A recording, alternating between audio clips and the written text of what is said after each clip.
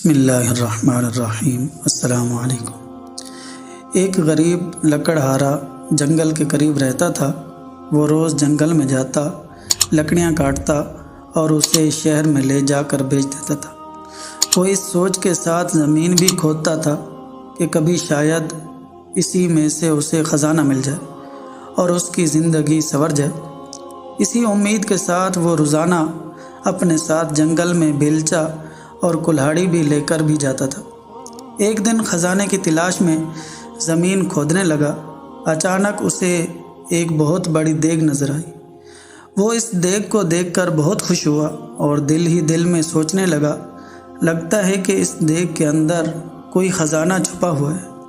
جبھی تو اسے کسی نے جنگل میں درخت کے پاس زمین کے اندر دبایا ہوا ہے۔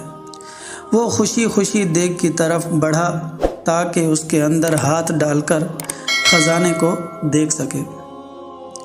اس نے جب دیگ میں ہاتھ ڈالا تو اسے پتہ چلا کہ دیگ اندر سے بالکل خالی تھی۔ اس نے غصے میں دیگ اٹھا کر درخت کے پیچھے رکھ دی۔ کچھ دیر وہ خزانے کی تلاش میں زمین کھودتا رہا، لیکن اس کے ہاتھ کچھ نہ آیا۔ اس نے غصے میں کلہاڑی اٹھا کر درخت کے پاس پھینک دی اور تھک ہار کر درخت کے قریب بیٹھ گیا۔ اچانک اس کی نظر دیگ پر پڑی۔ اس نے دیکھا کہ وہ کلہاڑی اس دیگ میں جا گری تھی اور اب دیگ میں 100 کلہاڑیاں موجود تھیں۔ وہ ان کلہاڑیوں کو دیکھ کر بہت حیران ہوا۔ ساتھ ہی اسے یہ بھی سمجھ میں آ گیا کہ یہ دیگ کوئی عام دیگ نہیں ہے، بلکہ یہ کوئی جادوئی دیگ ہے۔ جبھی تو اس کی ایک کلہاڑی 100 میں تبدیل ہو گئی۔ وہ خوشی خوشی اس دیگ کو اٹھا کر گھر میں لے آیا۔ لکڑہارے نے اس دیگ کو ایک کمرے میں چھپا دیا۔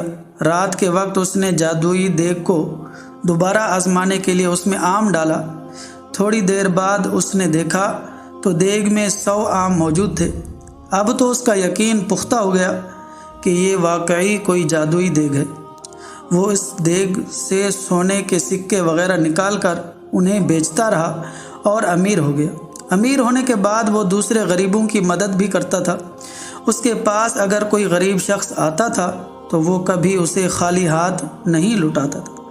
یہی وجہ ہے کہ وہ ملک بھر میں اپنی سخاوت کی وجہ سے مشہور ہو گیا۔ اس کے اچانک امیر ہو جانے اور جادوئی دیگ کی کہانی ہر جگہ پھیل گئی۔ اس ملک کے بادشاہ کے پاس بھی اس جادوئی دیگ کی خبر پہنچی۔ بادشاہ بہت لالچی تھا۔ اس کے پاس اپنا بہت سارا خزانہ موجود تھا۔ اس کے باوجود اسے مزید خزانے کی ہوس تھی۔ اس نے سوچا کہ یہ دیگ اگر اسے مل جائے تو اس کے خزانے میں مزید اضافہ ہو جائے گا۔ اس سوچ کے ساتھ بادشاہ نے حکم دیا کہ لکڑہارے اور اس کی دیگ کو محل میں لایا جائے۔ خادم گئے اور بادشاہ کے حکم کی تکمیل کی اور لکڑہارے کو دیگ سمیت پکڑ کر محل میں لے آئے۔ لکڑہارے سے بادشاہ نے وہ دیگ لے لی اور اس کا معائنہ کرنے لگا۔ اچانک وہ اپنے قدم نہ سنبھال سکا اور اس کا پاؤں دیگ میں جا پڑا۔ اب جادوئی دیگ کی وجہ سے 100 بادشاہ نکل آئے۔ ایک جیسے 100 بادشاہ میں ایک اصلی بادشاہ تھا، باقی جادوئی تھے۔ وہ سب دیگ کے حصول اور لالچ کی وجہ سے ایک دوسرے سے لڑنے لگے۔ یوں سب نے ایک دوسرے کو جادوئی دیگ کے لالچ میں قتل کر دیا۔ یوں لالچ کی وجہ سے اصل بادشاہ خود بھی زندہ نہ رہا۔ لکڑہارے نے خاموشی سے اپنی جادوئی دیگ اٹھائی اور اسے لے کر اپنے گھر پر چل دیا۔ پیارے دوستو، لالچ کرنا بری بات ہوتی ہے۔ اگر کسی کے پاس آپ سے زیادہ اچھی چیز موجود ہے تو آپ اس سے حسد نہ کریں، بلکہ جو کچھ آپ کے پاس موجود ہے اس پر شکر ادا کریں۔